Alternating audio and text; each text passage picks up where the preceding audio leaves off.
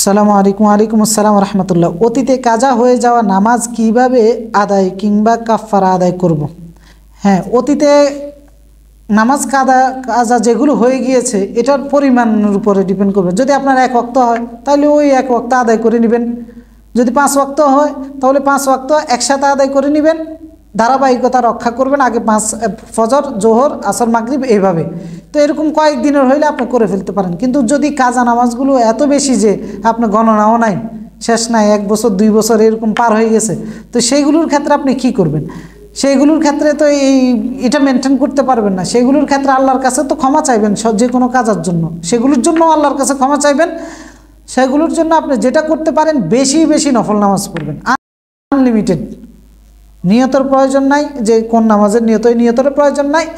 যে কোনো নামাজের পরে বেশি বেশি নামাজ, জোরের পর বেশি বেশি নফল নামাজ পড়েন, রাত্রেবেলায় নফল নামাজ পড়েন, এরপরে কি কয় জোরের আগে পড়েন, মানে যখন আপনার সুযোগ হয় তখনই বেশি বেশি নফল নামাজ পড়েন। তাহলে এই নামাজগুলো সেগুলোর স্থলাভিষিক্ত হয়ে যাবে।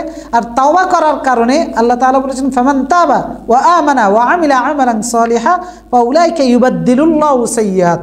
নামাজ কাজা হয়েছে, এটা মন্দ কাজ ছিল কিনা? ছিল। তা আল্লাহ তাআলা বলেছেন যে তওবা করবে, ঈমান আনবে এবং নিজকে সংশোধন করে নেবে, অর্থাৎ আগে নামাজ কাজা করতে এখন আর করে না, যদি এই সংশোধিত হয়ে যায় তাহলে তার বদ আমলগুলো আল্লাহ নেক আমলেও পরিবর্তন করে দিতে পারে।